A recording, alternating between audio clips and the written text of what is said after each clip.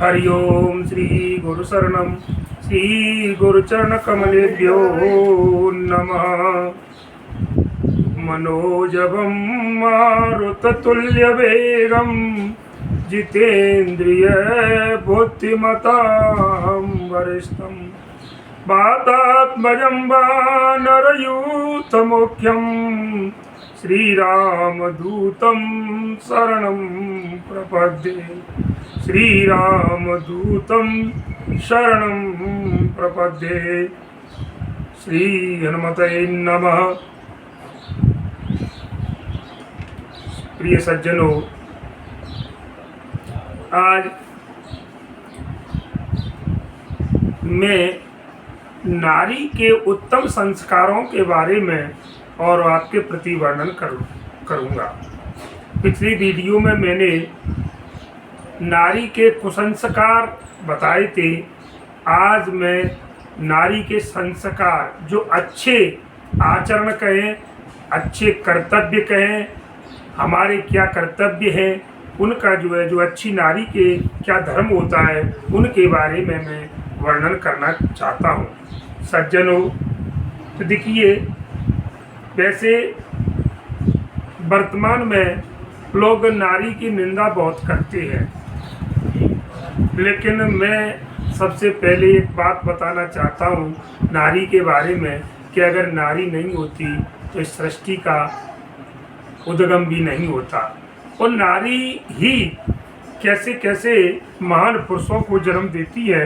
आप देखिए क्या कहा गया है कि नारी निंदा मत करो और नारी रतन खदान, ओ नारी से नर उपजे ध्रुव प्रहलाद समान। देखिए, नारी को कुछ लोग नारी को एक मनोरंजन का साधन समझते हैं, जो निम्न श्रेणी के लोग होते हैं, अधम जिन्हें कहते हैं। अरे नारी तो वो है, नारी रत्नों की खदान है। जिस प्रकार हीरे मोती की जवाहरात की खदानें होती हैं, वो भी पृथ्वी माँ से निकलती है, उसी प्रकार माँ के गर्भ से और ध्रुव जैसे, प्रहलाद जैसे और धर्मात्मा परम भक्त भगवान के जो परम भक्त हैं, उनका जन्म होता है। इसलिए सज्जनों, हमें नारी के बारे में किसी प्रकार के अनलगर टिप्पणियां नहीं करनी चाहिए। नारी को मजबूर किया है तो मनुष्य ने किया है, उसको गलत करने पर नारी अपनी मर्जी से कभी कोई कार्य नहीं करती है। इसलिए आज सज्जनों, मैं नारी के उत्तम संस्कारों के बारे में आपके प्रति वर्णन करने जा रहा हूँ। देखिए, नारी का सबसे उत्तम गुण है सौंदर्य। सौंदर्य का आप देखिए, आपको मैं बताना चाहता हूँ कि जैसे सुंदर वर्ण, एक तो पहली बात, कोई भी व्यक्ति क्या देखता है कि सुंदर गोरा रंग जिसे कहें, या जिसे छवि अच्छी बोले, जैसे राम जी जैसी छवि, तो जैसे सुंदर वर्ण वाली, जिसके अंग बिल्कुल सुडौल हो, उल्टा सीधा नहीं हो, अंग प्रत्यंग जिसका एक एक सुडौल हो, चाल जिसकी कहा गया है जैसे हिरनी जैसी चाल, गजगामिनी कहो जाए, और दृष्टि, भाव, भंगिमा देखने का, और तोड़ मरोड़ आदि में सुहावनापन, और वाणी में माधुर्य, ये सब प्रकार के जितनी भी सुंदरताएं मैंने जो आपके प्रति बताई, ये सब बाहरी सौंदर्य है। वाणी में मधुरता आना, चाल ढंग से चलना, अंगों की सुंदरता, वर्ण शब्दों का बोलचाल, ये सब बाहरी सुंदरताएं सज्जनों। देखिए, अब ये अलग अलग बता रहा हूँ मैं आपके प्रति। अब इसके बाद में आती है कि क्षमा, प्रेम, उदारता, निरभिमानता, विनय, सहिष्णुता, समता, शांति, धीरता, वीरता, पर दुख कातरता, मैं सबके अर्थ बताऊंगा, सत्य, सेवा, अहिंसा, ब्रह्मचर्य, शील, प्रभु भक्ति आदि, ये सद्गुण जो है, ये जो जितने भी जो सद्भाव बताए गए हैं, जो भीतरी सौंदर्य है। देखिए, एक तो हम देखने में जैसे कोई व्यक्ति सुंदर है, स्त्री सुंदर है, तो उसका रंग गोरा भूरा, अच्छे आभूषण पहने है, वो सुंदर लगेगी। लेकिन महाराज जी मैंने जो बातें बताई तो देखिए सुंदरता दो प्रकार की बताई, एक बाहरी और एक भीतरी। तो अंदर की सुंदरता श्रेष्ठ है, वही अच्छी मानी ऊपर के दिखावे से, जैसे कि सोने का घड़ा है, इस प्रकार सोने के घड़े में, कंचन के घड़े में और विष भरा हो तो वो क्या मतलब का है कि सोना देखने में सोने का घड़ा बड़ा सुंदर है, और जो विसरस कनक घट, जैसे विसरस भरा कनक घट जैसे सोने के घड़ा विष से भरा हुआ है, तो अंदर क्या है, तो ऐसे अगर देखने में सुंदर स्त्री लेकिन उसके आचरण अच्छे नहीं है, उसकी जो है वाणी अच्छी नहीं है, उसके जितनी भी बताएं क्षमा, एक स्त्री का गुण है कि अच्छी नारी का संस्कार युक्त नारी कौन सी है कि उसके अंदर क्षमा होनी चाहिए।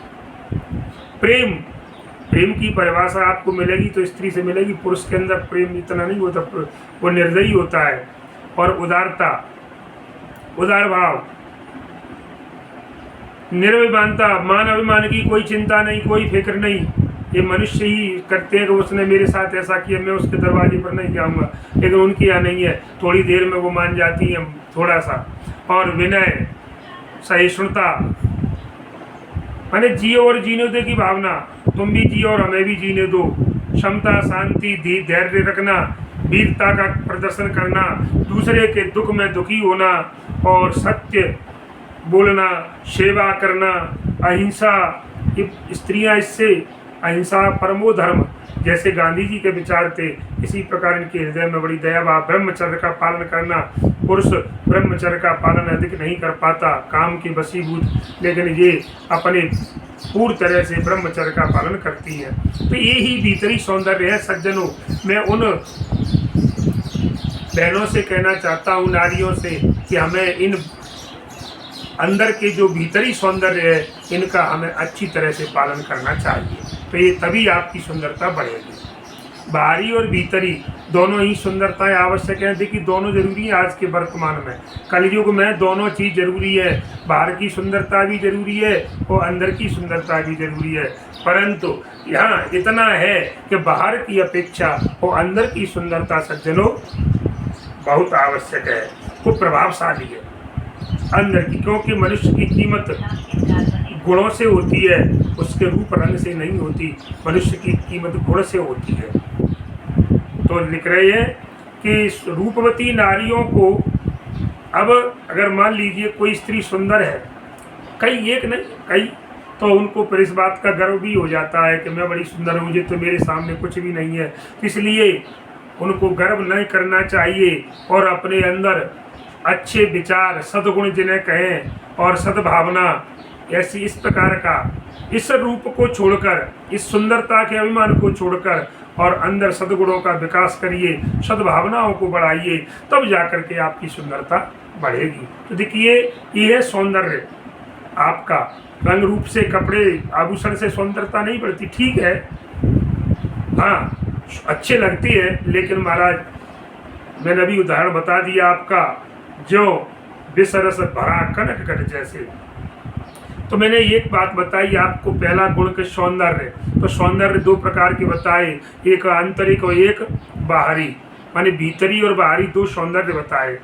अब दूसरा बिंदु है सज्जनों कि स्त्री को लज्जाशील होना चाहिए। लज्जा, देखिए लज्जा क्या है कि धर्म के विरुद्ध, शील के विरुद्ध और समाज की पवित्र प्रथाओं के विरुद्ध कुछ भी करने में महान संकोच और पुरुष समाज के संसर्ग से बचने के लिए होने वाले दृष्टि संकोच, अंग संकोच और वाणी संकोच का ही नाम लज्जा है।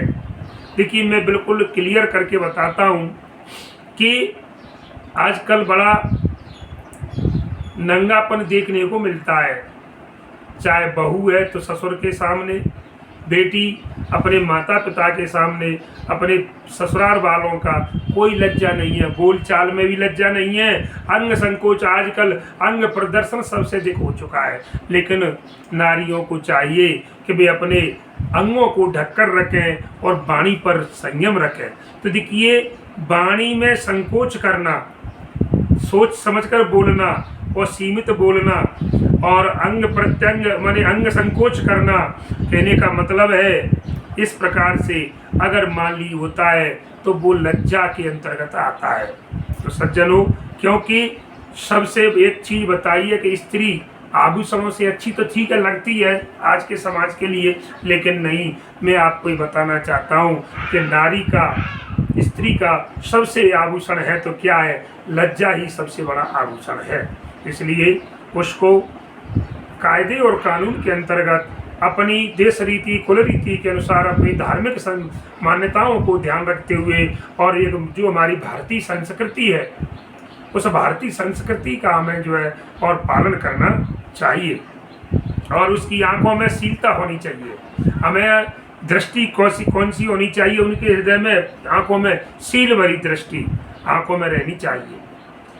बीमार बड़ों की सेवा में, देखिए आपके घर में कोई बीमार दुखी हो जाता है महाराज, तो इसका वे गुण है जी कि सेवा स्त्री करती है, चाहे वो बच्चा हो तो अब माँ कह लो, अपने पति की सेवा करे तो अपने वो खुद बीमार है, उसके हाथ पैर भले ही दर्द में है लेकिन वो दूसरों की सेवा करती है उठ करके। बुखार में भी महाराज, और कभी कभी उनको भोजन भी बनाना पड़ता है। तो इसके ये सौंदर्य है, ये आंतरिक सौंदर्य है। तो देखिए, बीमार बड़ों की सेवा में, अपने कर्तव्य पालन में लज्जा के नाम पर तत्पर न होना, ये लज्जा का दुरुपयोग और मूर्खता कहलाता है। इसलिए कहने का मतलब है, साथ ही अबाध पुरुष संसर्ग में निसंकोच जाना आना, ये लज्जा का निरंकुश नाश है कि हम बिना किसी जान पहचान के लोगों के बीच में और बिना किसी संकोच के हम आती जाती रहें, ये स्त्री के लिए शोभा नहीं देता, जो नारी के शीलता के लिए अत्यंत घातक है। कि जो स्त्रियां बिना पर पुरुष के साथ और निसंकोच होकर के उनके साथ उठना बैठना बातचीत करना, ये अच्छी नारी के लक्षण नहीं है। तो अच्छी नारी के लक्षण मैं बताऊं, उत्तम संस्कार क्या है कि वो लज्जा के अंतर्गत, शीलता के अंतर्गत, शीलता पूर्वक और अपने जो है कर्तव्य का पालन करे। सज्जनों, तो मैंने आपको 2 बिंदु बताए, पहला सौंदर्य, दूसरा लज्जा। अब मैं तीसरे बिंदु पर आता हूँ, तो स्त्री को विनयशील होना चाहिए। तीसरा बिंदु है विनय। देखिए, स्त्री के वाणी में विनय होनी चाहिए, विनय, नम्रता, विनम्रता वाणी में, व्यवहार में तथा शरीर के संचालन में गर्व नहीं, गर्व, उग्रता, कठोरता और टेढ़ेपन का त्याग करना चाहिए। हमें टेढ़ा नहीं रखना चाहिए, टेढ़ा नहीं होना चाहिए। नम्र, सरल, स्नेहपूर्ण, आदर भाव युक्त और मधुर होना।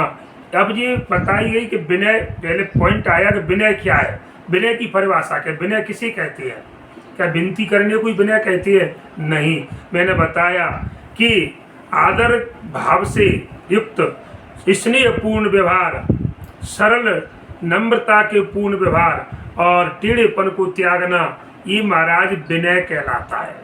कठोरता को छोड़ना, उग्रता को छोड़ना, इस प्रकार का जो आचरण होते हैं नारी के अंतर्गत, वो विनयशील नारी कहलाती है। विनय का अर्थ ये नहीं है कि हम किसी की चापलूसी करें, दूसरों की खुशामद करें, नहीं। विनय का मतलब ये नहीं है कि हम डरते हैं बड़े, कि भाई ये बड़े लोग हैं इनसे हम डरते नहीं, वो कायरता नहीं कहलाएगी। वो कायरता, देखिए, न जिनको हम चापलूसी कहें न कायरता कहें विनय का मतलब। तो कहने का मतलब है, देखिए, अगर देखिए जब जब दुष्टों का आतंक छाया है इस पृथ्वी पर, तब माँ काली ने अवतार लिया, माँ दुर्गा ने अवतार लिया और उनका संहार किया।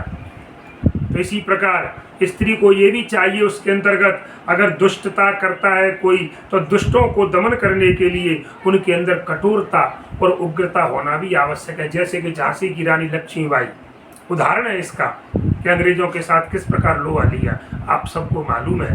तो देखिए, जब जरूरत पड़े तो इसको लक्ष्मीबाई भी बन जाना चाहिए और काली का रूप धारण कर रणचंडी बन जाना चाहिए।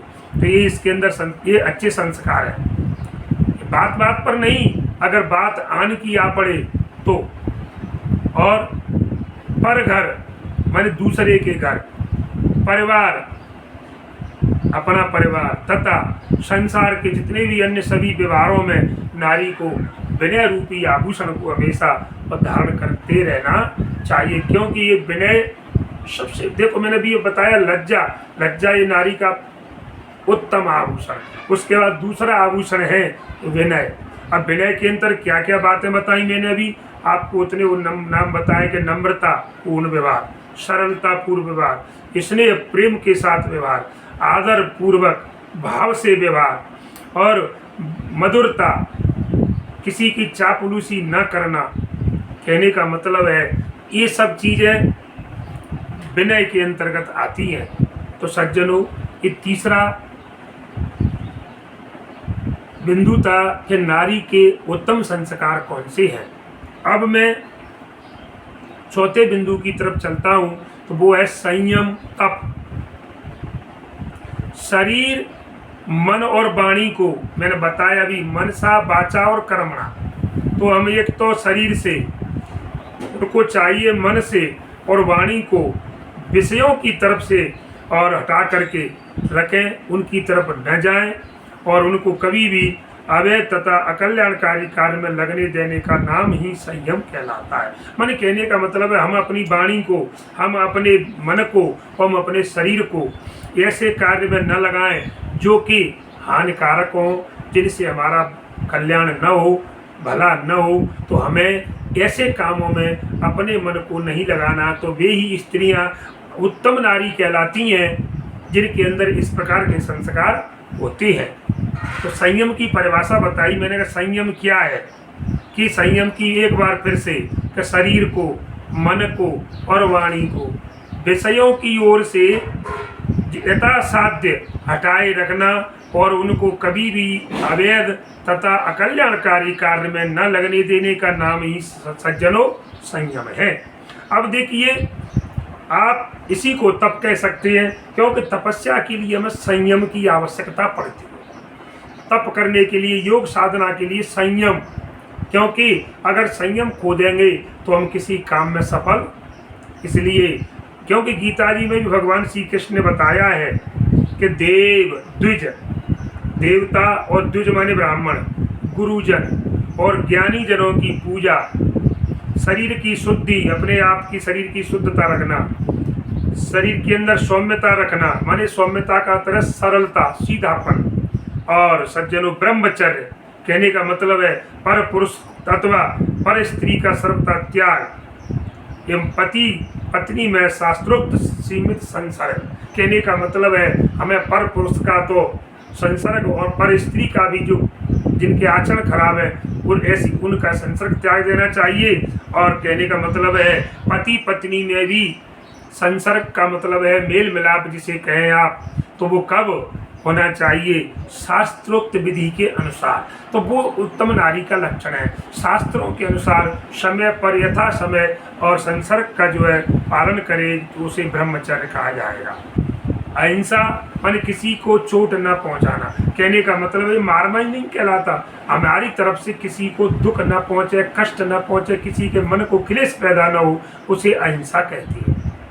ये शारीरिक तब बताए गए हैं, जो पहली बात है। इसमें दूसरा पॉइंट आता है इसी में कि किसी की घबराहट को, किसी को हमारी तरफ से किसी को घबराहट पैदा न हो, माने हमारी वाणी के द्वारा हमारे मन से कही गई बात को सुन करके दूसरे व्यक्ति को घबराहट पैदा हो जाए तो वो अच्छी नारी नहीं है। ऐसी सच्ची प्रिय और हितकारी वाणी बोला जाए और भगवान नाम का उच्चारण करना और परमार्थ ग्रंथों को पढ़ना, ये वाणी का तप कहलाता है। महाराज ऐसी स्त्री जो तपस्वी होती है उसको तप कहा जाता है। मैंने अभी 2 पॉइंट आए, संयम और तप, संयम की परिभाषा और तप की परिभाषा बता रहा हूँ कि तप क्या है।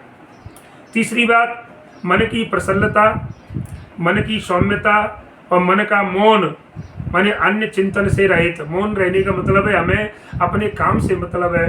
दूसरी बात माने हमें दूसरे के बारे में कोई सोचना भी नहीं है। इस प्रकार से मन का पवित्र भावों से युक्त रहना, ये आपको मन का तप कहलाता है। कि तप अलग अलग बताए साहब, 3 तप बताए आपको अलग अलग।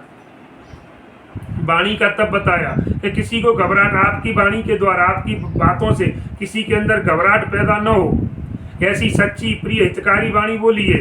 भगवान नाम का उच्चारण करते रहिए वाणी से और परमार्थ ग्रंथों को और कल्याणकारी ग्रंथों को पढ़िए। देखिए जब वाणी का तप कहलाता है।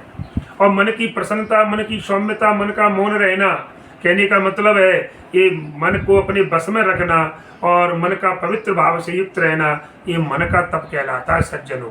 तो शरीर, वचन और मन से जो होने वाली तमाम जो कुप्रवृत्तियों से, माने जो खराब आदतें हैं, कुप्रवृत्ति माने कु माने खराब और प्रवृत्ति माने स्वभाव, आपके जो स्वभाव है खराब है, उनको हटा करके हमें सत प्रवृत्तियों में मतलब अच्छी आदतों लगाना चाहिए। इसी का नाम संयम है।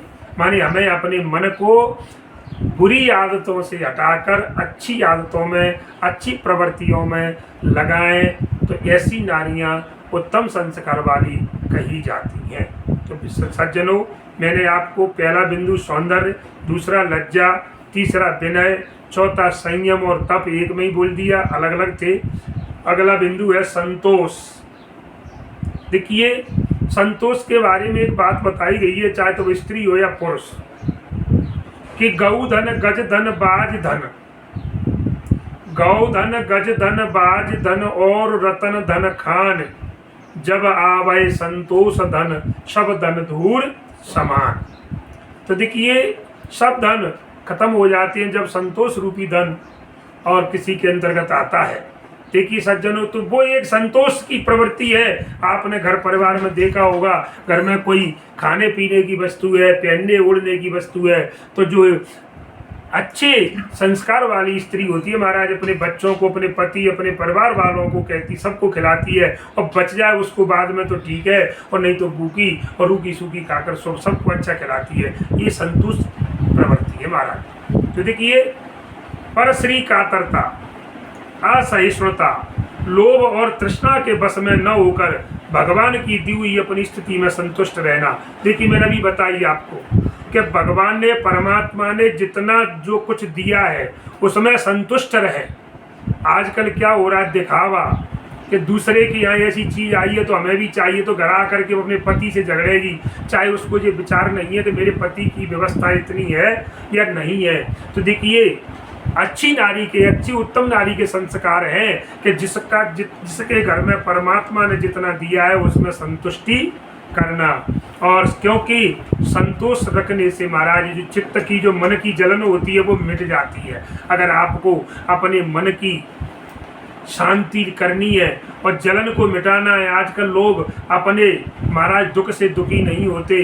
आजकल औरतों का स्वभाव है कि दूसरे के सुख को देख करके, दूसरे के आभूषण, दूसरे के वेशभूषा सज्जा को देख करके बड़ी दुखी होती हैं कि मेरे पास क्यों नहीं है। लेकिन महाराज, तो इसलिए चाहिए उन नारियों को, वो उत्तम नारियाँ कहलाती हैं जिनके हृदय में संतोष से चित्त की जलन मिट जाए, संतोष रूपी धन, क्योंकि सबसे बड़ा धन बताया गया है।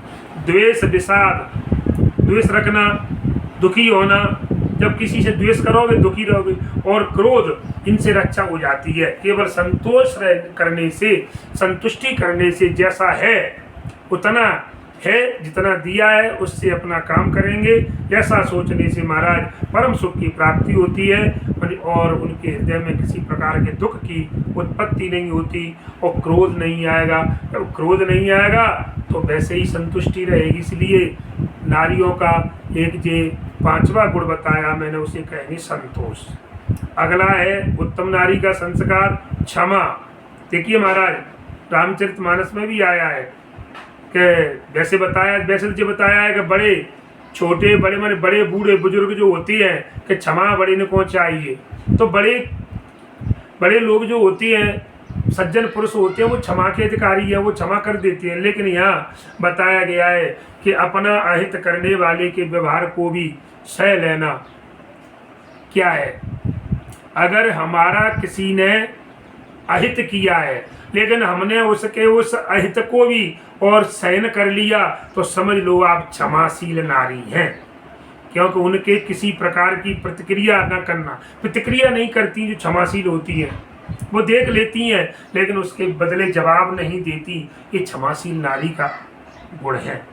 और उसको अपने तथा दूसरे किसी के द्वारा भी बदले में दुख न मिले, एवं उसकी बुद्धि सुधर जाए, इस प्रकार के सद्भाव का नाम क्षमा है। वो अपने मन में विचार करती है कि हे परमात्मा, इसने आज मेरे से इस प्रकार की बात की है, इससे मुझको दुख हुआ, लेकिन भगवान इसको ऐसी सद्बुद्धि देना कि आगे किसी दूसरे के प्रति ऐसी विचार न रखें। ऐसी स्त्री को संस्कारी स्त्री कहा जाता है, क्योंकि अक्रोध अक्रिय है, क्षमा सक्रिय कहलाती है।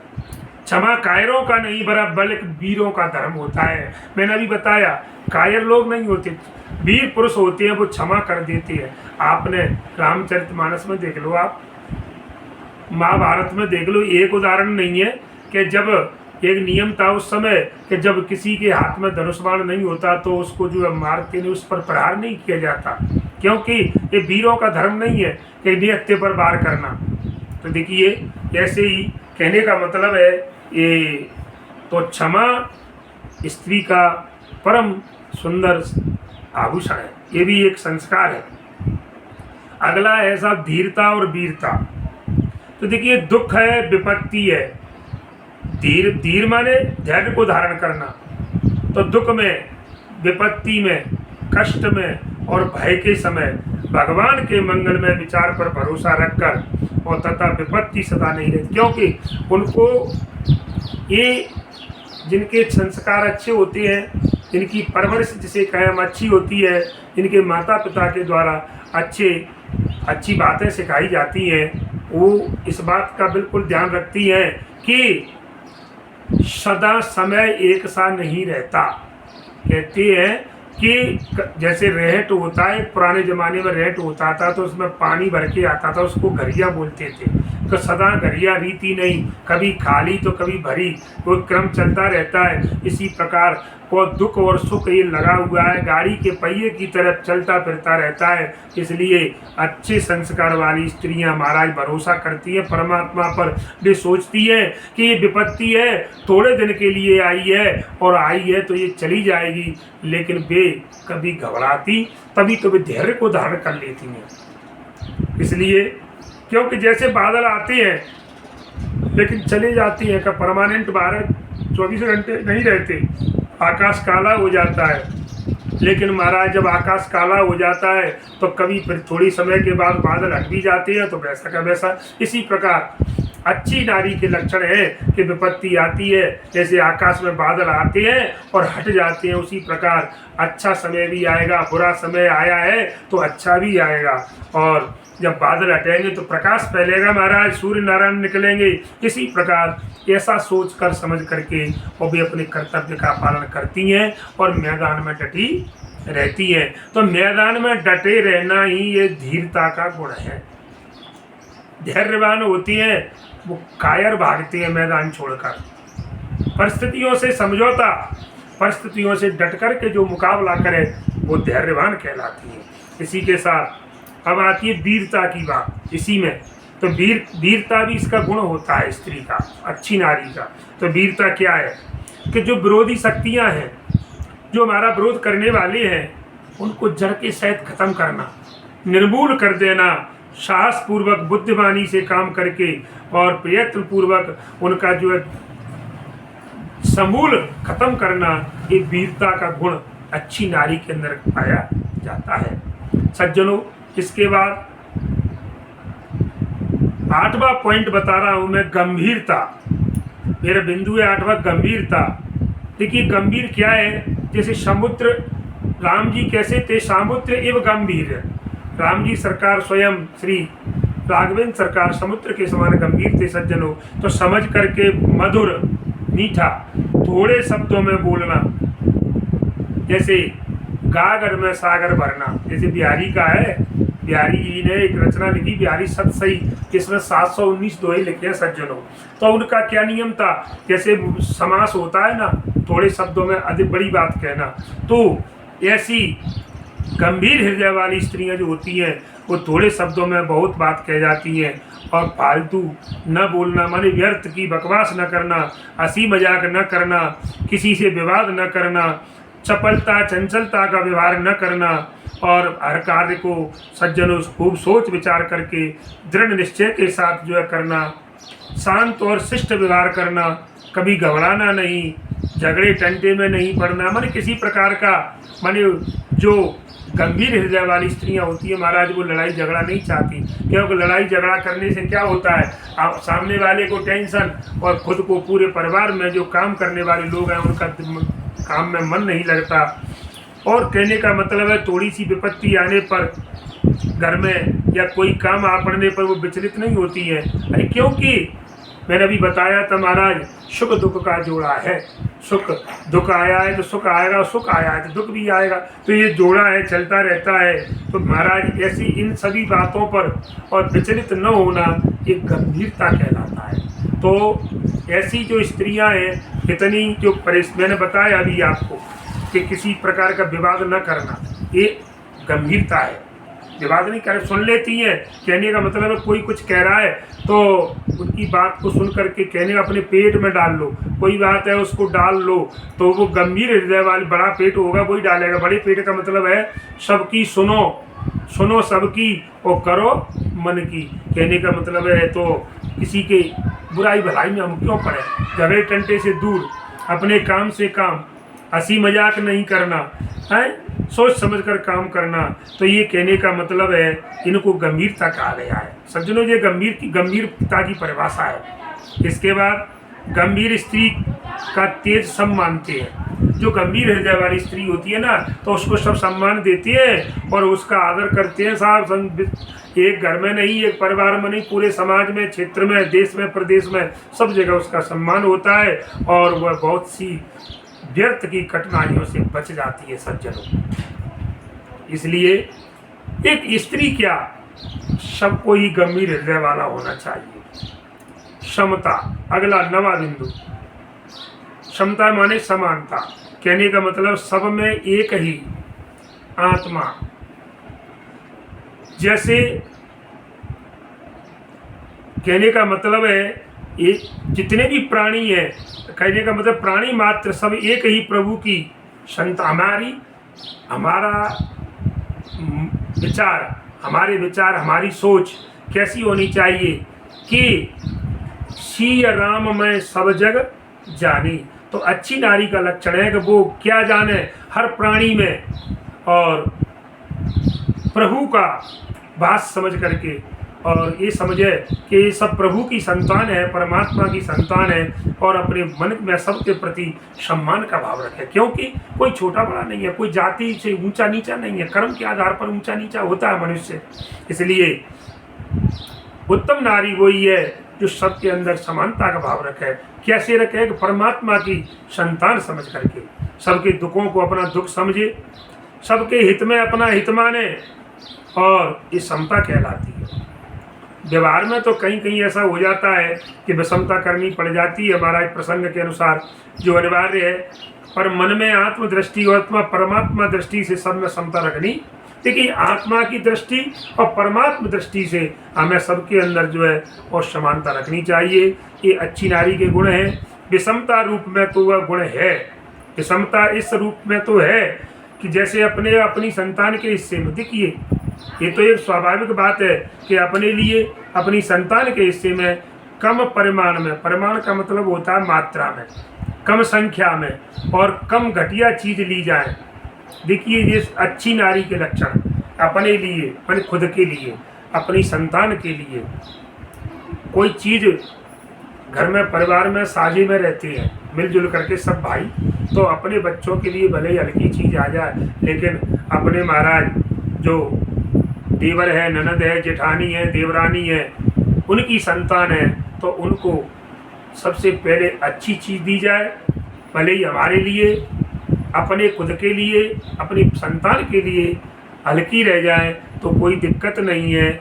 ऐसी जो नारियां होती हैं महाराज, उनको क्षमता वाली कहा जाता है। कहने का मतलब है बढ़िया चीज़ें और प्रसन्नतापूर्वक सामने अपने परिवार वालों को देना चाहिए।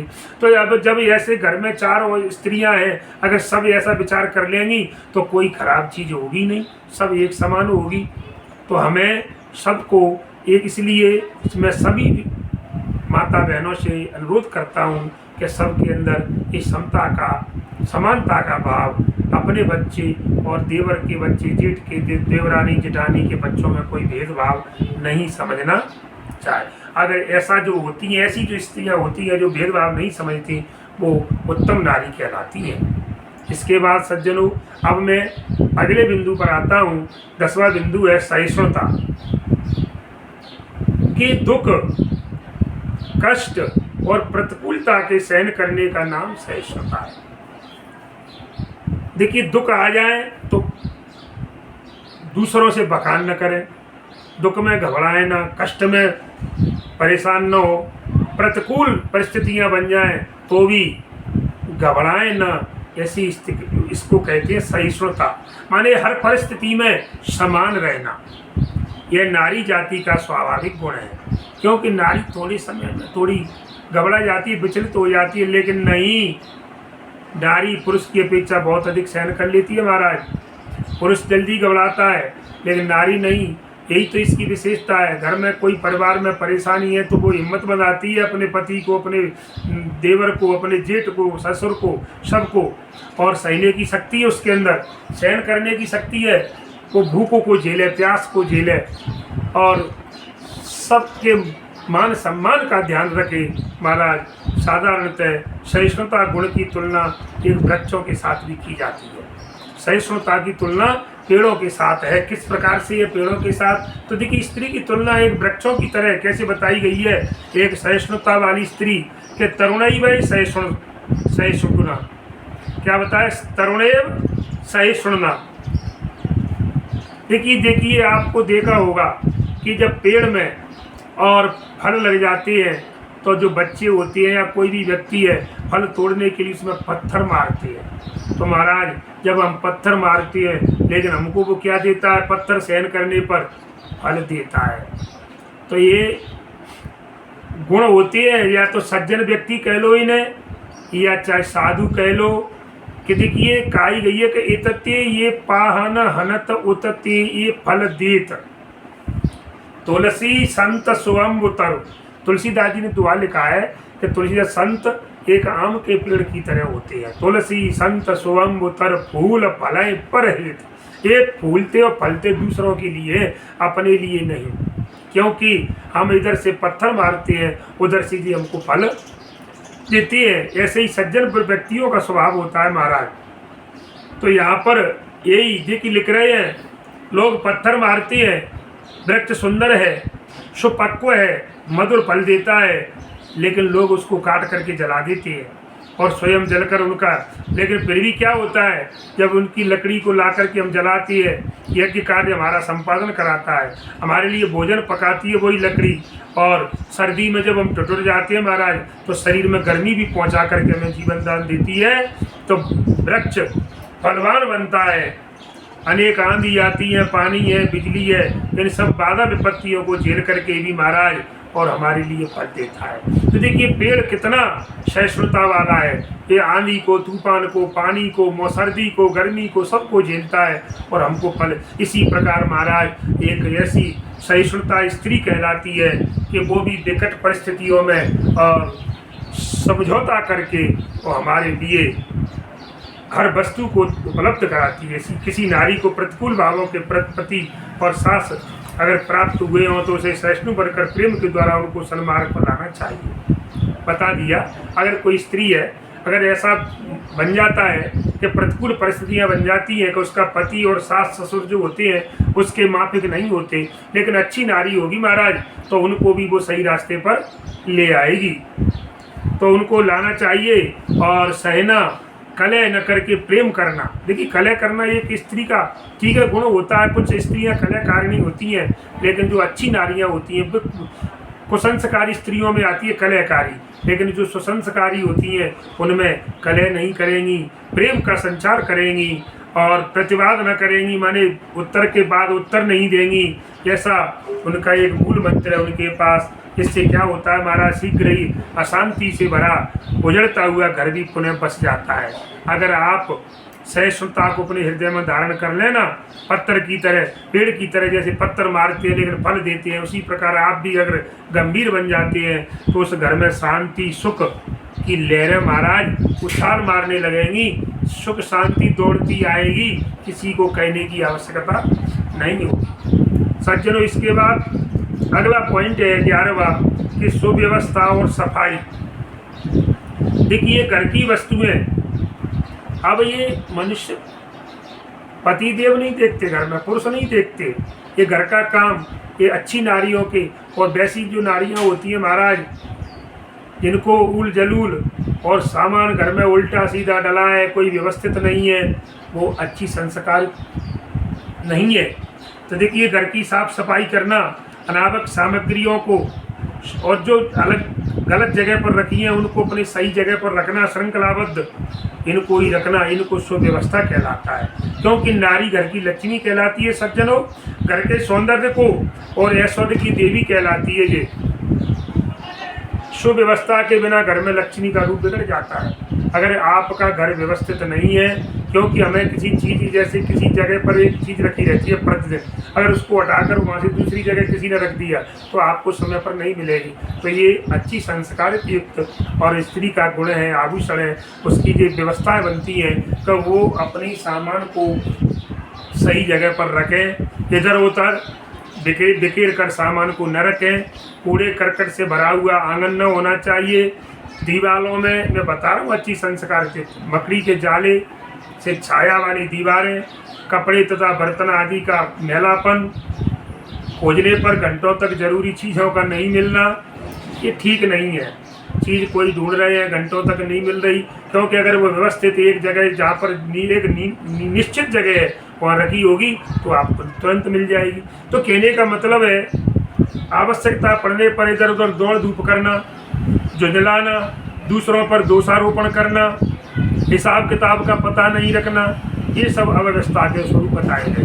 मैंने आपको कोई अगर पूछता है कि अव्यवस्था के रूप क्या है तो मैंने जी आपको बताया, क्योंकि जितनी घर में अव्यवस्थाएं होंगी महाराज वो घर निश्चित बर्बाद होगा। और घर बर्बाद होता है और तकलीफ तो मिटती नहीं है कभी भी, तकलीफ मिटने का नाम नहीं लेती। थोड़ी सी सावधानी रखोगे और अगर नियत स्थान पर और प्रत्येक वस्तु संभाल कर रखी जाए तो घर दीवारों को झाड़ कर फटकार रखा जाए, इसमें जाला न लग पाए, मकड़ी न लगे, क्योंकि ये मकड़ी लगना, जाला लगना, ये लक्ष्मी महाराज चली जाती है घर में से। तो और कपड़े बर्तन इन सबको धो मांज करके और साफ रखना चाहिए। तो ये क्या है, आपके घर की व्यवस्था अपने आप सुधर जाएगी। आवश्यकता हो तो चीज़ मिल जाती है समय पर और हमारा समय भी खराब नहीं होगा। और न कोई झुंझलाहट, जैसे जल्दी में कोई चीज़ नहीं मिल रही तो दूसरा चिल्ला रहा है तो आपस में देखिए क्रोध हो रहा है तो झुंझलाहट नहीं होगी और न किसी पर दोष लगाने की नौबत आएगी। गंदगी को, कूड़े करकट का न रहने से महाराज, और दूसरी बात एक वैज्ञानिक कारण भी है, घर में गंदगी न रहेगी, कूड़ा करकट न रहेगा तो आपके घर में बीमारी प्रवेश नहीं करेगी। क्योंकि अगर गंदगी से बीमारी के कीटाणु पैदा होंगे और उससे बीमारियां पैदा होंगी, इसलिए आपको कई प्रकार की तकलीफ होंगी। अगर तकलीफ को मिटाना है महाराज तो ये गुण आपको अपनाना स्त्रियों को पड़ेगा। इसके लिए मैं कहती हूँ कि देखिए कैसी साफ सुथरी घर को रखने वाली स्त्री के बारे में कहा गया, 2-4 पंक्तियाँ बोलना चाहता हूँ कि स्वच्छ रखती है घर द्वार को बुहार सदा, धान कूट लेती और चाकी भी चलाती है और सूत काटती है और माखन बिलोती है, माने मही को मठा करती है, सूत काटती है महाराज, चाकी भी चलाती है, आटा पीसती है, धान को कूटती है, चावल निकालती है, घर द्वार को साफ करती है और भोजन विशुद्ध निज हाथ से बनाती है। घर में भोजन वाली लगाई नहीं है। जो अच्छी संस्कार स्त्रियां होती हैं महाराज, अपने बर्तन खुद साफ करती हैं, अपने कपड़े खुद साफ करती हैं, वो बर्तन वाली कपड़े वाली नहीं लगाती और न भोजन वाली लगाएं। तो देखिए भोजन विशुद्ध निज हाथ से बनाती है, शुद्ध भोजन अपने हाथ से बनाया जाता है, दूसरे का क्या भरोसा। और करती सिलाई है, लड़ाती लात लाल लाल लेखों और पाठ करती है, निज पति को जिमाती है, अपने पति को भोजन करके और उस परोस करके बैठ करके हवा करती है, उसको भोजन कराती है, अपने बच्चों को पाठ याद करवाती है, उनको पढ़ाने बैठ जाती है और आय और व्यय का हिसाब लिखती है, कितनी आमदनी हुई, कितना खर्चा हुआ, ये सब लेखा जोखा रखती है महाराज। और हरि गाथा सुनती है, पुण्य जीवन बिताती है, भगवान के गुणों का गुणानुवाद करती है और अपने जीवन को जो है और पुण्य के रास्ते पर ले जाती है। तो ये उत्तम नारी के संस्कार बताए गए हैं। इस प्रकार से अगला 12वां बिंदु है महाराज, शर्मशीलता। देखिए नारी घर में रहती है, उसके स्वास्थ्य के लिए घर के काम ही सुंदर व्यायाम है। हमको आजकल क्या सिस्टम है कि चलो सुबह घूमने चलेंगे, अरे घूमने से क्या होगा, सुबह घूमने चले गए, लौट के आए और गिर गए, और बर्तन वाली बर्तन साफ कर रही है, कपड़े वाली कपड़े धो रही है और सज्जनों भोजन वाली भोजन बना रही है, तुम डले हो खा के आराम से, क्या होगा उस घूमने से। अरे भैया अपना काम खुद करो, स्वास्थ्य आपका कभी खराब नहीं होगा, क्योंकि घर का काम ही व्यायाम है। जो स्त्रियां अपने घर का काम खुद करती हैं उनको व्यायाम की आवश्यकता नहीं पड़ती। ऐसा वेदों में बताया गया है कि वो स्वयं व्यायाम क्या है, अपना काम खुद करना, यही व्यायाम है। जो नारी शारीरिक रूप से परिश्रम करती है, आलस उसके पास कभी आता नहीं है, और आलस नहीं आएगा तो न कोई रोग आएगा महाराज, और बुढ़ापा भी उनसे दूर रहता है, कोसों दूर बुढ़ापा उनके पास नहीं आता। और जो मेहनत करती हैं, परिश्रम करती हैं, अपना काम खुद करती हैं, तो उनका खाया हुआ भोजन हजम होगा, और भोजन हजम होगा तो रक्त में माने संचार होगा, रक्त अच्छा बनेगा, और रक्त की शुद्धि होगी तो रक्त सही रहेगा, तो मन प्रफुल्लित होगा। और आजकल महाराज कुछ नारियां कहती है कि घर में पैसा है, नौकर नौकरानियां काम कर सकती हैं, फिर हम मेहनत क्यों करें। आजकल ये कहती हैं औरतें तो भगवान ने पैसा दिया है तो हम क्यों काम करें, पर ये उनकी बड़ी भूल है। पर वो पैसा उनके काम नहीं आता बाद में, क्योंकि उनको ऐसी असाध्य बीमारी आ जाती है कि वो फिर जो है वहाँ पर महाराज पैसा काम नहीं आता, क्योंकि व्यायाम घर का काम ही व्यायाम है। इसलिए नौकर नौकरानियाँ काम कर देंगी पर आपका खाया हुआ भी भोजन थोड़ी पचाएंगी। ठीक है, काम आपका कर देंगी, लेकिन आपने महाराज जो भोजन किया है दोपहर में तो आपके भोजन को थोड़ी पचाएंगी वो। तो भोजन पचाने के लिए तो आपको मेहनत करना, आपको स्वस्थ तथा शुद्ध रक्त भी आपको कहाँ से देंगी। फिर बिना संभाल के नौकरों से कराई हुए काम भी तो ठीक नहीं होते। आप करोगे खुद अपना काम, देखभाल करोगे। कोई भी चीज़ करती है, साग सब्जी बनाएंगे तो किसमें कोई कीड़ा मकोड़ा तो नहीं है, कुछ नहीं है, उसको क्या करना है, बना के रख दिया, खाते रहो। लेकिन खुद बनाओगे तो देखोगे, आटा साफ करोगे तो उसमें कीड़े तो नहीं है। देखिए महाराज, अब क्या होता है आजकल, क्या है, नौकर रखते हैं तो ज़्यादातर अब क्या हो रहा है, नौकरों से काम ठीक नहीं होते, आपके घरों में चोरी शुरू हो जाती है, खर्च बढ़ जाता है। सबसे बड़ी हानि तो यही है कि घर में आलस और रोगों की उत्पत्ति हो जाती है, क्योंकि बताया गया है कि कर्महीन नर पावत नाहीं। आलस्य मनुष्य का सबसे बड़ा दुश्मन है क्या, आलस। आलस से ही मनुष्याणाम महान रिपु। आलस से ही मनुष्य का दुश्मन ढूंढने की आवश्यकता नहीं है, आलस ही मनुष्य का सबसे बड़ा दुश्मन है, जिसके कारण कई प्रकार के रोग आपके शरीर में प्रवेश कर जाते हैं। देखिए, नौकर रहने पर भी घर की सफाई, आटा पीसना, चरखा काटना, दही को बिलोना माने मठा बनाना, रसोई बनाना, ये सभी काम तो हाथ में करने ही हैं। तो इससे करोगे, खुद करोगे तो सब तरह का लाभ होगा। ठीक है, भोजन के भाव के अनुसार अमृत भी हो सकता है और विष भी हो सकता है। भोजन में एक ही चीज़ है, लेकिन वही अमृत बन सकता है, वही विष बन सकता है। देखिए सज्जनों, एक कितनी महत्वपूर्ण बात बताई है कि माता और पत्नी की बनाई रसोई में अमृत होगा। अभी बताया कि भोजन में अमृत भी है और विष भी है। विष वो नहीं है कि जिससे मर जाए, नहीं, माँ का जो हाथ का बनाया हुआ भोजन और पत्नी का बनाया हुआ जो भोजन है वो अमृत से भी बढ़ करके है, और विष भी हो जाता है। कैसे कि माता और पत्नी की बनाई रसोई में अमृत होगा, लेकिन उससे खर्च भी बचता है महाराज, और विशुद्धि भी माने शुद्धता भी रहती है। चक्की चलाने वाली स्त्रियों को बताया गया है कि रज संबंधी रोग बहुत कम होती हैं। हाँ, जो अपने हाथ से चाकी चलाती हैं, आटा पीसती हैं, खेतों में काम करने वाली नारियां बहुत बीमार नहीं होती, कम होती हैं। इसलिए नारी को शारीरिक परिश्रम अवश्य करना, ये श्रमशीलता नारी का मैंने आपको 12वां बिंदु बताया। इसके बाद में निर्विमानता।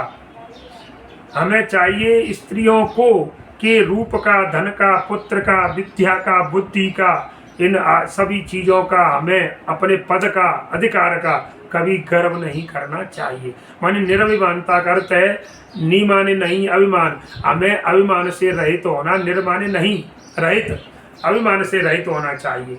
आजकल थोड़ा सा पद क्या मिल गया, थोड़ा सा पैसा हो गया तो अभिमान के मारे फटी जाती हैं औरतें, अपना प्रदर्शन करती हैं सब वस्तुओं का, दुनिया को बताती हैं देखो हमारे पास क्या है। इसलिए ये उत्तम नारी के संस्कार नहीं है। ये तो एक वाली कहावत है कि अध जल गगरी छलकत जाए कि गगरी आधी भरी हुई है पानी की तो वो छलकती है, पानी बाहर फैलता है। और तो ऐसी जो चाहे तो उनको मूर्ख कहें, चाहे कमज़ोर जैसे जो, या उनको किसी प्रकार का अच्छे संस्कार न मिले हों, तो वो इस प्रकार का अपना दिखावा करती है। और महाराज भरी हुई गगरी कभी झलकती नहीं है, कहने का मतलब जिसके अंदर जिसके माता पिता ने संस्कार कूट कूट कर भरे हैं वो कभी और इस प्रकार का दिखावा नहीं करती। तो देखिए सबके साथ नम्रता और सौजन्यपूर्ण व्यवहार करना ये निर्भिमानता का उदाहरण है। स्त्रियों में अभिमान सबसे ज़्यादा आता है, गर्व बहुत जल्दी आता है पुरुषों की अपेक्षा, और वे उसके आवेश में आकर के गाँव में पड़ोसियों का, अपने नौकर चाकरों का ही नहीं बल्कि अपने आत्मिक जो अपने आत्मीय, अपने परिजन, अपने रिश्तेदार महाराज होती हैं, उनका सास ससुर, जेठ जेठानी आदि गुरुजनों का, अपनी कन्या माने पुत्री, जामाता जमाई माने दामाद, पुत्र पुत्रवधू आदि का भी तिरस्कार कर बैठती हैं। माने और क्या बताओ, अब और इससे ज़्यादा क्या होगा कि अपनी खास पुत्री का, अपने दामाद का भी तिरस्कार कर देती हैं। सास ससुर का तो चलो ठीक है, जेठ जेठानी का तो होगा, लेकिन अपने गुरुजनों तक का अपमान कर देती हैं महाराज। इसलिए चाहिए कि स्त्री कैसी होनी चाहिए, निरभिमान, जिसके परिणाम स्वरूप जीवन भर क्लेश पैदा हो जाती है। इसलिए सज्जनों चाहिए स्त्रियों को हमेशा सावधानी से, अभिमान से रहित होकर के विनम्रता का भरा हुआ, विनम्रता पूर्वक और बर्ताव सबके साथ करना चाहिए।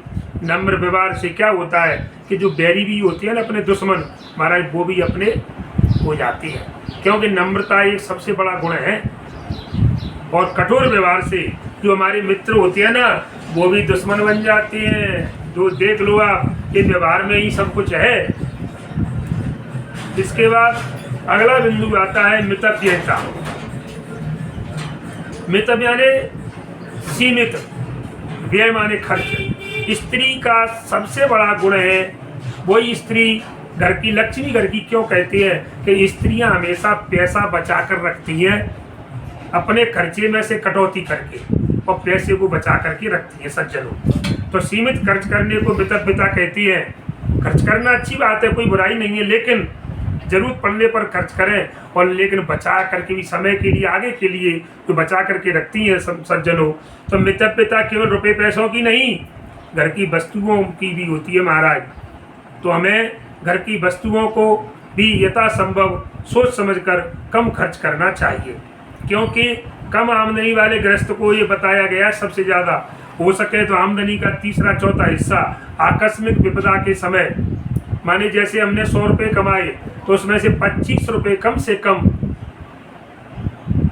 एक डब्बे में, एकांत में उसको रख देना चाहिए, क्योंकि पता नहीं कब बुरा समय आ जाए, बीमारी में, दुखी में, तकलीफ में, वो हमें किसी के सामने हाथ फैलाने।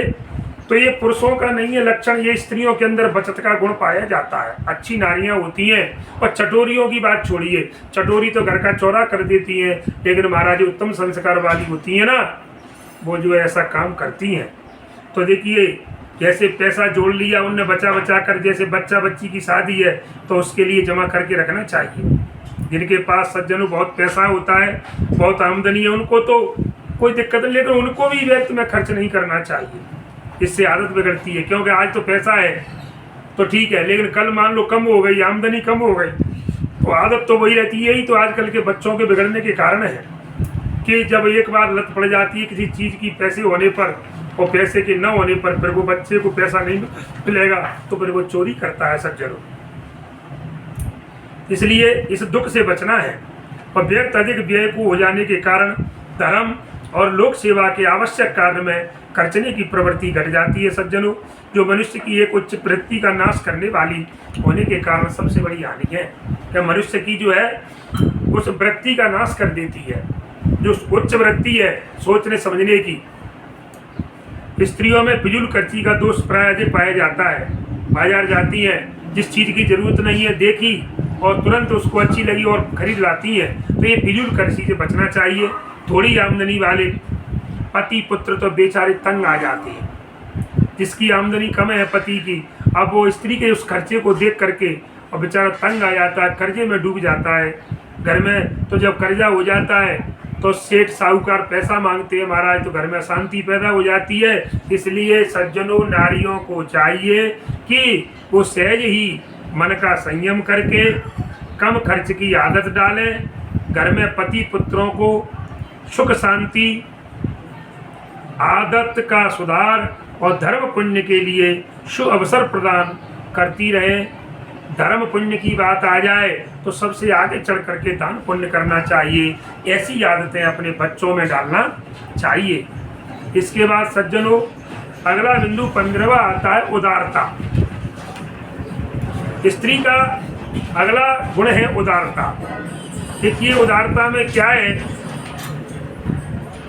कि जिस प्रकार से देखिए फिजूल खर्ची दोष बताया, अभी मैंने कहा फिजूल खर्ची करना दोष है, ठीक उसी प्रकार पैसा होने पर आवश्यक धार्मिक और सामाजिक कार्यों में कंजूसी करना भी दोष है। जैसे आपके पास परमात्मा ने पैसा दी, क्योंकि धन की 3 गतियां होती हैं कि दान, भोग और नाश। परमात्मा ने पैसा दिया है तो दान दीजिए, कहते हैं दशांश तो कम से कम दान करना चाहिए। अगर इसके बाद दान नहीं करोगे तो भैया कम से कम अपने शरीर पे उसका भोग भी करो, खाओ पियो, अच्छे कपड़े पहनो, तो ये भी कर लो। लेकिन इसको भी लोग कंजूसी करते हैं तो फिर उस धन की नास्ती हो जाती है। इसलिए सज्जनों कि पैसा अगर है, फिजूल खर्ची नहीं कहलाती कौन सी, कि अगर धर्म के काम में पैसा लगाया जाए, सामाजिक के जैसे कोई जैसे अब जिस सम्मेलन होते हैं सामाजिक अलग अलग समाज के, तो अगर उनमें हम पैसा लगाएं, अगर परमात्मा ने दिया है तो महाराज ये फिजूल खर्ची नहीं है। इसको अगर ऐसा नहीं करेंगे, कहीं यहाँ कंजूसी करेंगे तो ये आपके अंदर दोष कहलाएगा। बच्चों की बीमारी में आपको कंजूसी नहीं करना चाहिए, तुरंत इलाज। और कुछ लोग लोभ के कारण बीमारी, क्योंकि ये बीमारी बढ़ जाती है तो फिर 10 की जगह 100 लगती है। इसलिए उनके लिए दूध फल आदि में महाराज भगवान की पूजा के कार्य में, उत्सव त्योहारों के समय पर गौ ब्राह्मण तथा देवताओं की सेवा में, बेटी बहनों को देने में, बच्चों की शिक्षा दीक्षा में, सास ससुर की सेवा में, परिवार के अन्य लोगों की सेवा में, और जो विधवा हैं, अनाथ हैं, अनाश्रित हैं, ऐसे जो आश्रित लोग, दूसरों के भरोसे लोग हैं, उनके भरण पोषण में, गरीबों की सेवा में, वो अपने स्वास्थ्य के लिए महाराज जो भोजन है, औषध आदि में जो नारी कंजूसी करती है ना, खुद के खाने पीने में घर में घी दूध रखा हुआ है लेकिन खाती नहीं है लोभ के कारण, तो महाराज और ऐसी स्त्रियां कंजूसी करती हैं, पैसा बटोर कर रखना चाहती हैं। तो ये कहने का मतलब है उनका अपना खुद का तो नैतिक पतन होता ही है, लेकिन उनकी जो आदर्श उनके बच्चे बच्ची देखती है ना, तो वो भी उनका भी पतन हो जाता है। परमात्मा ने दिया है तो अच्छे कामों में खर्च करिए। मैंने जो बताया अभी यार कि बच्चों की बीमारी में, दूध फल आदि में, भगवान की पूजा के कार्य में, उत्सव त्योहारों में, ब्राह्मण की सेवा में, दान देने में, हमें आश्रितों की, विधवा, ऐसे लोगों की इनकी हमें सेवा करनी चाहिए। इसमें पैसे खर्च करें तो ये कंजूसी नहीं कहलाती। उनका अपना नैतिक पतन होगा, लेकिन उनके आदर्श से उनके बच्चे, मैंने बताया, तो उनके शिक्षा ग्रहण करेंगे, उनके बच्चे सीखेंगे तो वो भी पतित हो जाती है। इसलिए हमें आवश्यक कर्मों में और हमारा कंजूसी न करके उदारता बरतनी चाहिए। किसी की सहायता सेवा करके न अभिमान करें। ये भी नहीं होना चाहिए कि हमने किसी की सेवा कर दी, किसी को कुछ दान में दे दिया, तो चल मैंने तेरा काम चलाया, उस दिन तू भूखा मर रहा था, मैंने रोटी दीजिए, गलत है। तो किसी को कहने का मतलब है अच्छा काम करने के बाद में उसका बखान नहीं करना, तो ना एहसान करें और ना उस एहसान का बदला। जैसे हमने किसी की शादी में कोई चीज़ उपहार में दी, तो हमें ये नहीं कहना चाहिए कि भाई तुम हमको इसको वापस करो हमारी बच्ची की शादी में, ये गलत है। ये फिर दान नहीं कहलाता, ये व्यवहार कहलाता है। और इसके बाद अगला बिंदु है सज्जनों, पर दुख कातरता। दूसरे को दुख में पड़े देखकर बिना किसी भेदभाव या पक्षपात के उसका जो दुख है उसको दूर करने के लिए वो आपके मन में जो तीव्र भावना जो पैदा होती है महाराज, उसका ही नाम है पर दुख कातरता। दूसरे के दुख को देखकर दुखी होना और उसके दुख को दूर करने की कोशिश करना, इसी को दया कहते हैं। लेकिन आजकल उल्टा हो रहा है, दूसरे को दुख में देखकर बड़े खुश होते हैं, साला ठीक रहा, अच्छे रहे, इसको दंड मिलना ही चाहिए। अरे तुम कौन हो दंड देने वाले? दंड देने वाला परमात्मा है, विधान उसके हाथ का बनाया हुआ है, तुम्हारे हाथ का नहीं है, तुम्हारे करे से कुछ नहीं है। इसी को दया, नारी में इस गुण की विशेष, क्योंकि नारी दयावान में विशेष विकास होना चाहिए, क्योंकि प्राणियों का दुख हरण करने के लिए वह माँ अन्नपूर्णा बन जाए, यह बहुत आवश्यक है सज्जनों। इसके बाद अगला बिंदु है महाराज सेवा शुश्रूषा। सेवा शुश्रूषा, सेवा करना, तो देखिए पति की सेवा, सास ससुर की सेवा, बच्चों की सेवा, अतिथि सेवा, देश सेवा और रोगियों की सेवा, पीड़ितों की सेवा, ये सभी सेवा के अंग बताए गए हैं। सेवा के अंग बताए मैंने आपको 7। नारी सेवा भाव स्वाभाविक होता है, पर उसे सेवा करनी चाहिए केवल पति सेवा के लिए नहीं, या परम पति परमात्मा प्रभु की सेवा के लिए ही है। सेवा में उसका अन्य उद्देश्य नहीं होना चाहिए। स्त्री के लिए चाहिए सबसे पहले पति सेवा के लिए या परमात्मा को मान करके। सेवा वशीकरण मंत्र है, सेवा से ये सबसे बड़ा वशीकरण मंत्र है सेवा। हम किसी को प्रसन्न करना है, हम जैसे भोले बाबा को पसंद करते हैं तो उनकी सेवा करते हैं, उन पर जल चढ़ाते हैं, उनका अभिषेक करते हैं, तो वशीकरण मंत्र है सबसे बड़ा क्या? सेवा। सेवा सभी को बस सेवा के द्वारा सबको आप बस में कर सकते हो। असल में जीवन सेवामय होगा आपका तो समझ लो आपका कल्याण है। जैसे धन में ईर्षा होती है, वैसे ही शुद्ध सेवा में भी सबसे आगे बढ़ने की ईर्षा और सेवा का अधिक से अधिक अवसर प्राप्त करने की तीव्र अभिलाषा सज्जनों और भगवान से प्रार्थना होनी चाहिए। देखिए सेवा शुद्ध सेवा के भाव से होनी चाहिए। सेवा में कोई बदले की भावना नहीं होनी चाहिए, न तो सेवा में किसी का उपकार करने का अभिमान होना चाहिए, न सेवा का विज्ञापन करने की कल्पना, और न सेवा के बदले में हमें कुछ पाने की इच्छा, आकांक्षा जिसे कहती है वो होना चाहिए। सेवा करने पर जो गर्वहीन समाज आत्मसंतोष होता है सज्जनों, वही परम धनी कहलाता है और परम धनवान होता है। इसलिए सेवा के मैं अब आपको संक्षिप्त प्रकार बताने जा रहा हूँ। इसी में देखिए सबसे नंबर 1, तन मन सर्वस्व अर्पण करके सब प्रकार से पति को सुख पहुँचाना एवं उन्हें प्रसन्न करने के लिए और उनका सदा सर्वदा सर्वत्र कल्याण हो, ऐसी कामना से उनकी इस तरह की हर तरह की सेवा करें। ये आपको पहले प्रकार की सेवा है। मैं सेवा को संक्षिप्त में इसके तरीके बता रहा हूँ आपको कि सेवा के प्रकार कौन कौन से हैं। दूसरी, सास ससुर की सेवा करने का अवसर मिला है आपको। इसमें अपना सौभाग्य मान करके उन स्त्रियों से कह रहा हूँ जो सुसंस्कारित हैं, उनको ये अपने आप को बड़ा सौभाग्यशाली मानना चाहिए जिनकी सास ससुर जीवित हैं और उनकी सेवा करने का मौका उन्हें मिल रहा है। इसलिए उनका उपकार मानकर मधुर आनंद आदर के युक्त वाणी से उनकी रुचि और पसंद के अनुसार उन्हें भोजन कराना चाहिए, उनको वस्त्र देना चाहिए, उनकी आज्ञा का पालन करना चाहिए और उनकी इच्छा के अनुसार उन्हें धर्म कार्य में संपादन या दान आदि के द्वारा सास के और वृद्ध हों तो ससुर के भी चरण दबा करके, अगर मान लीजिए वृद्ध हैं और उनको बिल्कुल वृद्ध हैं तो अपनी सास ससुर के पैर दबाना चाहिए और उनको दबा दे करके रोग आदि अवस्था में उनकी जैसे बीमार हैं तो उनकी हर तरह से उनकी जो देखभाल करनी, उन्हीं के अनुसार उनकी कन्याओं को जो जैसे आपकी सास है तो उसकी पुत्री है जिसे ननद कहें तो जो लगती है सम्मान पूर्वक दे करके उनको बल्कि वे कम कहें और उनकी हैसियत से अधिक देने की। जैसे वो मना करती हैं कि नहीं हमें तो इतना ही, लेकिन नहीं, हमें अपनी हैसियत के अनुसार उनको अधिक से अधिक धन देना चाहिए और प्रार्थना करके उनसे आज्ञा प्राप्त करके उन्हें अधिक देना कि नहीं बहनाओ ये सब आपका ही है, हमारा क्या है। इससे मैं प्रसन्न होंगी और वे आपको आशीर्वाद देंगी। उन्हें रामायण, भागवत, गीता, भगवान नाम, कीर्तन आदि सुनाकर उनको सुख पहुंचाना चाहिए। तीसरी बात पहली पति की, उसके बाद सास ससुर।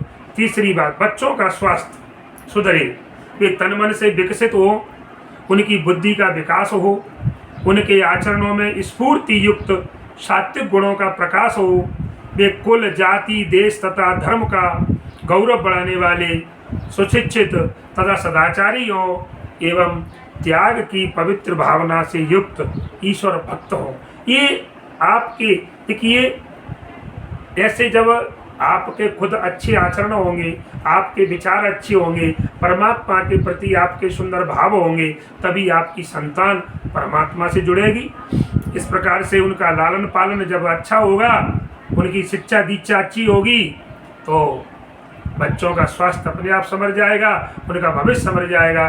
तो अच्छी संस्कार युक्त स्त्रियां वही है जो अपने बच्चों का अच्छा लालन पालन करें, उनको अच्छे गुण सिखाएं, उनको सदाचारी बनाएं, उनको सुशिक्षित करें, त्याग की भावना उनके अंदर प्रवेश कराएं। और इसके चौथा बिंदु है महाराज कायिका सेवा का। अतिथि को भगवान समझकर उनकी यथाशक्ति यथाविधि निर्दोष भाव से और निष्काम सेवा करें। अतिथि देवो भव, अतिथि को देवता मानना चाहिए। अपने लोगों को, अपने परिवार के, अपने रिश्तेदारों को दुनिया खिलाती पिलाती है, व्यवस्था, लेकिन महाराज अपने दरवाजे पर जो हम जिसको जानते नहीं है, बिना जान पहचान का व्यक्ति आता है, उसको भोजन कराए, वो अतिथि माना। तो बिना तिथि के आए, बिना बताए आए। तो ये स्त्री का चौथा धर्म बताया मैंने, सेवा का। पांचवा, घर में हमारे इष्ट देव की धातु की या किसी पत्थर की अगर मूर्ति है, उसे रख करके श्रद्धा पूर्वक और विधि पूर्वक भक्ति के साथ उसकी नित्य विविध प्रकार से और उसकी पूजा जो करनी चाहिए। ये अच्छी संस्कार युक्त और नारी के लक्षण है। हमारा घर में पूजा है, भगवान की मूर्ति चाहे जरूरी नहीं है धातु की है, नहीं है तो पत्थर की हो, भोलेनाथ ठाकुर जी महाराज अगर है शालिग्राम, तो उनकी बड़े विधि नियमित पूजा होनी चाहिए। अगला बिंदु है छठवा, देश की सेवा के लिए उत्तम से उत्तम संतान निर्माण करें। जैसे अब जैसे होते हैं ना फौज में कि हम अपनी देश के लिए कुर्बान अपने ऐसी संतान पैदा करें जो देश के लिए मर मिटने के लिए तैयार हो जाए। अपने कर्तव्य के द्वारा देश सेवा के रूप में भगवान की सेवा का सक्रिय पाठ भी पढ़ाएं। देश की सेवा के साथ साथ भगवान की सेवा भी करें। देश की नारियों में अपने आदर्श, अपने सदाचार, अपने पातिव्रत धर्म और धर्म भावना के द्वारा सत शिक्षा और सद्भावना का विस्तार करना चाहिए।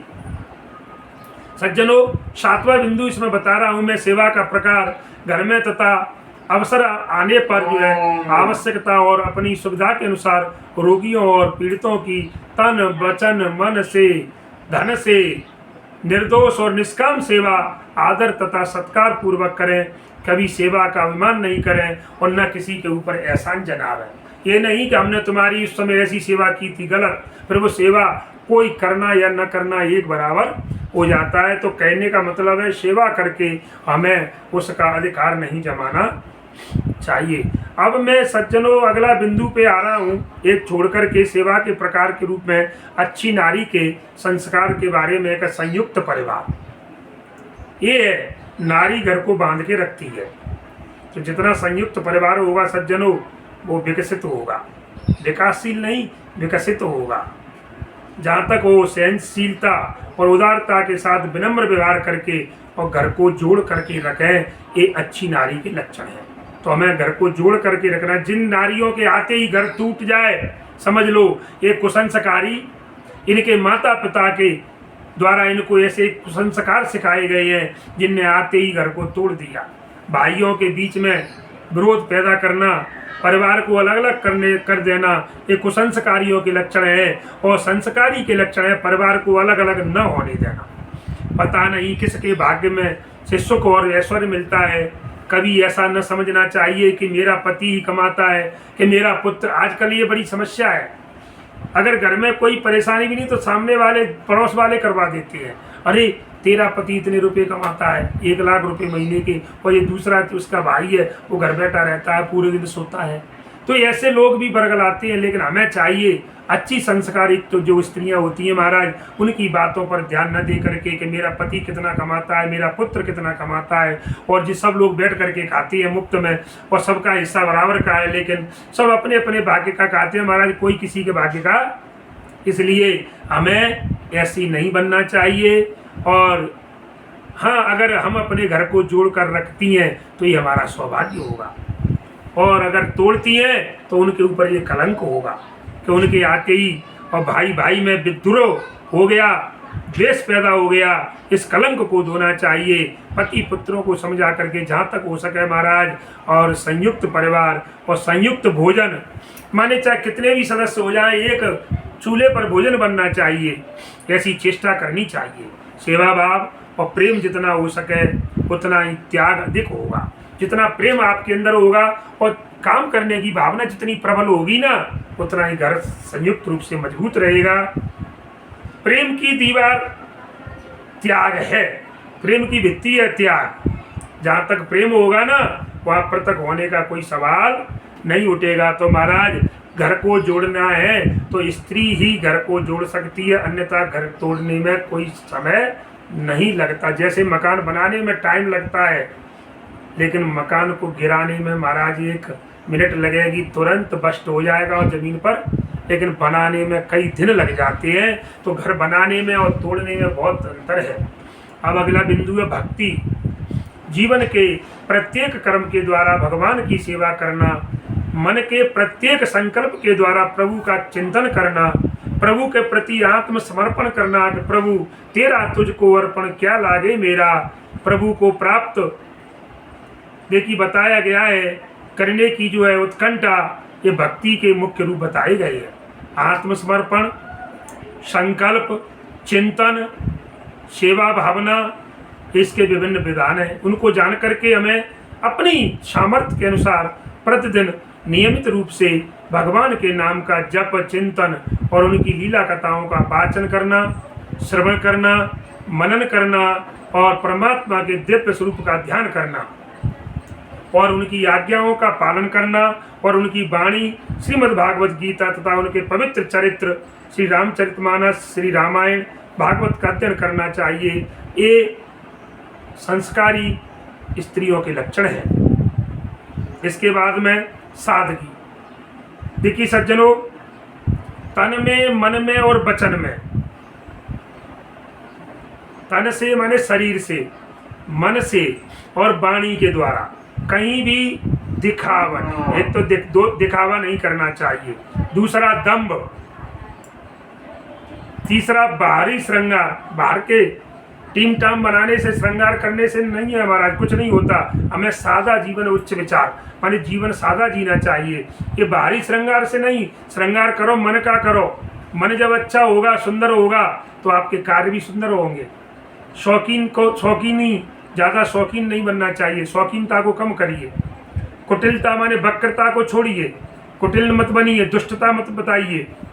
भड़कीले चमकीले विदेशी ढंग के कपड़ों को न पहनना चाहिए। ये अच्छी स्त्रियों के लक्षण हैं कि जो चमकीले भड़कीले विदेशी तरीके के वस्त्र न पहने, गहने तथा सेंट वगैरह जिनके लोगों का आकर्षण, माने जिनसे इनको देखकर इनकी खुशबू मात्र से लोग आकर्षित हों, ऐसा हमें जीवन नहीं जीना चाहिए।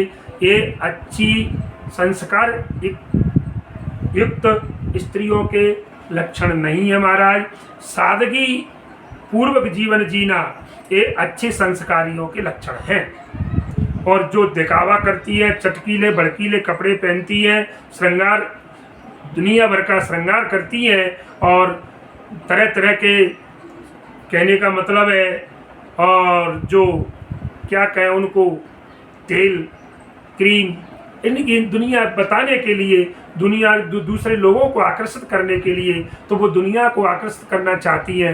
लेकिन परमात्मा को आकर्षित करना है तो मन को, आपको मन को सुधारना होगा, मन का श्रृंगार करना पड़ेगा। और शरीर के श्रृंगार करने से परमात्मा प्रसन्न नहीं होते। आप संसार को प्रसन्न करना चाहती हैं। इसलिए महाराज अब लास्ट में अंतिम बिंदु की ओर चल रहा हूँ, जो स्त्री का सबसे बड़ा गुण है। एक बार बुलाया लेखों को, तो सतीत्व। स्त्री का सबसे बड़ा गुण है सतीत्व। नारी का सबसे प्रधान गुण है सतीत्व, जिसके कारण ही भारत की नारियां पूज्य कही जाती हैं। आपने नाम सुना होगा सती सावित्री। देखिए सती सावित्री का नाम सुना होगा सज्जनों, जो कि अब जिसके पति की मृत्यु हो चुकी थी, लेकिन सावित्री के पति का नाम सत्यवान था। वो सत्यवान को भी यमराज से वापस ले आए। ये काय के कारण, सतीत्व क्या है कि पर पुरुष को न देखना। अपने पति को ही परमात्मा मानना, चाहे कैसा भी हो, लेकिन पर पुरुष की तरफ उंगली उठाकर न देखना, उनकी तरफ बिल्कुल आंख ऊंची न करना। तो ये सतियों की कहानी हमारे भारतवर्ष में और कभी नहीं है। पतिव्रता नारियों की, भारत की नारियां इसीलिए तो पूजी जाती हैं। देखिए सीता माता अग्रणी है सब में, सतियों में। सावित्री, अनुसुईया की कहानी आपने सुनी थी महाराज, कि ब्रह्मा विष्णु महेश तीनों देवताओं को एक छोटे से बच्चे बनाकर अपने पालनों में झुला दिया। ऐसी नारियों के उदाहरणों से इस देश का इतिहास भरा पड़ा है महाराज। इसलिए ये नारी जीवन की सार्थकता है क्या? सतीत्व के रूप में अपना जीवन जीना, सादा जीवन जीना, ये अच्छी नारियों के लक्षण हैं। इनकी शिक्षा हमें अपने वेदों से, उपनिषदों से, रामायण महाभारत आदि ग्रंथों को सुन करके मैंने आपको नाम बताए, सीता, सावित्री, अनुसुईया और कई ऐसी नारियां ये सब हमारी भारत भूमि में हुई हैं, जिन्होंने अपने सतीत्व का पालन किया है और हंसते हंसते ने अपने प्राणों को भी दे दिया है। सज्जनों, तो मैं आज सभी इस भारतवर्ष की नारियों को इस प्रकार से और मैं निवेदन करना चाहूँगा, उनसे आग्रह करूँगा कि आप अपने परिवार को बांध कर रखें। जैसे लकड़ियों का एक गट्ठर होता है, तो उसको कोई गट्ठर जब 10-20 लकड़ी इकट्ठी बांध दी जाती है तो उनको कोई तोड़ नहीं सकता, और जब उन लकड़ियों को एक एक कर दिया जाए तो उनको कोई भी व्यक्ति एक एक से सबको तोड़ देगा। इसीलिए जब हमारा घर महाराज एकजुट होकर के हमारा पूरा परिवार इकट्ठा रहेगा तो हमको कोई भी तोड़ नहीं सकता, हमें कोई दुख नहीं पहुंचा सकता। लेकिन जब हम अलग अलग हो जाएंगे तो हमें कोई भी आकर के एक एक से हमको परेशान करेंगे और हमारा जीवन नारकीय हो जाएगा, हमें कष्ट में अपना जीवन जीना पड़ेगा। इसलिए महाराज हमें इस कष्ट से बचना है, तो क्योंकि इसलिए क्या कहा गया है कि रीझ करे चाहे खींच करे और परमात्मा है सीध। देखिए हमें भजन की बात आती है, लास्ट में एक मैं भजन की तरफ जा रहा हूँ कि हमें परमात्मा का भजन चाहे तो रीझ करके या खींच करके, चाहे तो गुस्सा में या प्रसन्नता में कैसे भी करें, लेकिन हमें परमात्मा का भजन करना। क्योंकि भजन कैसे भी कर लो, किसी व्यक्ति ने कहा साहब गुस्सा में भजन करेंगे तो क्या परमात्मा प्रसन्न होंगे? अरे भले आदमी, आपको ये देखिए कि डारे बीज किसान न देखे। जब बीज किसान खेत में डालता है तो ये नहीं देखता कि उलट पड़ा के सीध, कि ये बीज खेत में उल्टा जा रहा है, कि सीधा डल रहा है, कि उल्टा है। तो क्यों? कि जब बीज खेत में डलेगा तो ये निश्चित अंकुरित होगा और ऊपर निकलेगा। उसी प्रकार सज्जनों, परमात्मा का किया हुआ भजन चाहे किसी भी अवस्था में करें, इसके लिए एक बात भी आती है कि भाव कुभाव अनक आलसहु और नाम जपत मंगल दिश दसहु। चाहे भाव से कुभाव से कैसे भी परमात्मा का नाम लिया जाए, लेकिन सज्जनों हमें भगवान के दर्शन होंगे, परमात्मा की प्राप्ति होगी। लेकिन करो, कैसे भी करो, परमात्मा का भजन करो। सीताराम बोलो, जय श्री राम, जय हनुमान। इसके बाद में सज्जनों बुला ले कर लिए भैया। देखिए सज्जनों, यहाँ पर एक बात आती है कि कभी हमें 4 लोगों से कभी विवाद नहीं करना चाहिए। 4 लोगों से विवाद नहीं करना चाहिए। कौन कौन से हैं? कि एक तो मूर्ख से, एक पागल से, एक गुरु से और एक माता पिता से। इन 4 लोगों से हमें विवाद नहीं करना। इनकी बातों को, जब मूर्ख से विवाद करोगे तो आप परेशान, पागल से, गुरु से, माता पिता से। 4 बातों में शर्म नहीं करनी चाहिए कि एक तो पुराने कपड़ों में और दूसरी गरीब साथियों में। पुराने कपड़े पहनने में शर्म नहीं होनी चाहिए। हमारे मित्र अगर गरीब हैं, दोस्त गरीब है, तो हमें उसकी शर्म नहीं करनी चाहिए। और बूढ़े माता पिता में काहे की शर्म? क्या तुम क्या बूढ़े नहीं होंगे? तो बूढ़े माता पिता के साथ जाने में और शर्म नहीं करनी चाहिए। और हमारा सादा जीवन जीने में भी हमें शर्म नहीं करनी चाहिए। और इसके बाद 4 दुर्लभ गुण हैं महाराज। धन के साथ पवित्रता, दान के साथ विनय, वीरता के साथ दया और अधिकार के साथ सेवा भाव। और चौथा, 4 से 4 भाग जाती है। देवता और गुरु दर्शन से दरिद्रता भाग जाती है। देवताओं के दर्शन करने से और गुरु महाराज के दर्शन करने से दरिद्रता भाग जाती है।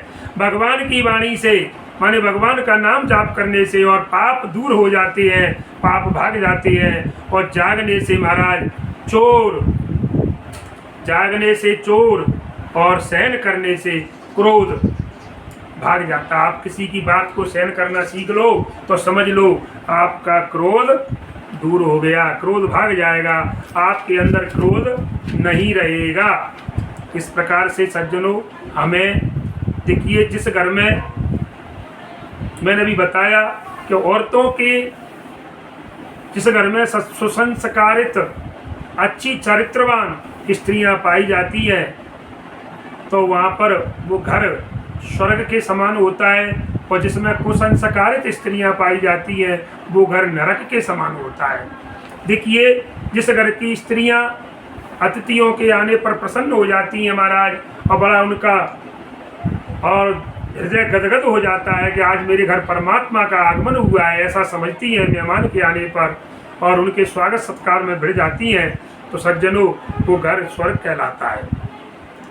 और देखिए, एक तरफ दूसरी तरफ चले तो जिस घर की स्त्रियां महाराज मेहमान को देख करके और भड़क जाती हैं, उनको क्रोध आ जाता है, गुस्सा आती है अपने घर वालों पर, अपने परिवार वालों पर, कहाँ से उल्टे सीधे लोगों को यहाँ पर लेकर के आ जाती हैं, और कि इनको ले आए, इनके लिए भोजन पानी बनाना पड़ेगा, इनको सब करना पड़ेगा, इनकी चाय पिलानी पड़ेगी। कहने का मतलब है वो घर नरक होता है। तो ऐसे घर में कभी अशांति, हमेशा शांति रहेगी, शांति तो कभी रह नहीं सकती।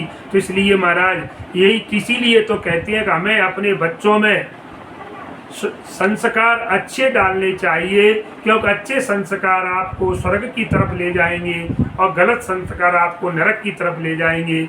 इसी के साथ सज्जनों, अब जय श्री राम, जय हनुमान। अब आगे के प्रसंग में, अब अगले प्रसंग में संस्कारों के बारे में मैं वर्णन करूंगा कि हमारे जीवन में जब से बालक जन्म लेता है उसके बाद और अंतिम तक जो है, जैसे संस्कार तो अधिक हैं लेकिन 16 संस्कार सज्जनों और बताए गए हैं। उन 16 संस्कारों के बारे में मैं आपके प्रति वर्णन करूंगा। अरे बारी मोड़ा हो साले पति नहीं